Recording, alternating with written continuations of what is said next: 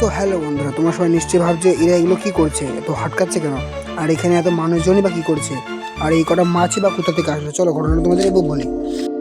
তো আমাদের বাড়ির পাশে উত্তর দিকে যে বিলটা ছিল, সেই বিলটাই নিশ্চয়ই তোমরা জানো কিছুদিন আগে বৃষ্টির কারণে পুরো চারিদিকে পুরো মাঠ ভেসে গেছিলো বৃষ্টির কারণে, পুকুরের জল উঠে। তো আমাদের এখানেও সেটাই হয়েছিল।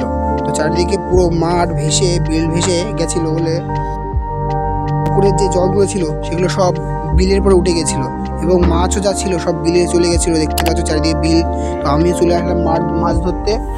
দেখা যাক মাছ কতগুলো পাওয়া যায়। তার আগে দেখি আমার ভাই কতগুলো মাছ ধরেছে।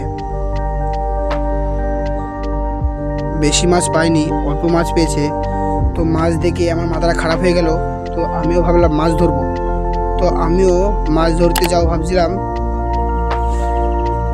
তার আগে দেখছি সব মাছ ধরা শেষ হয়ে গেছে প্রায়।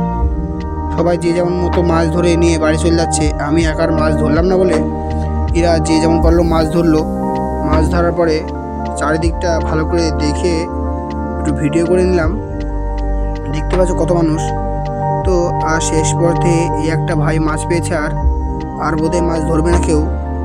তো আসার পথে দেখলাম আরেকটি বড় মাছ নিয়ে দাঁড়িয়ে আছে।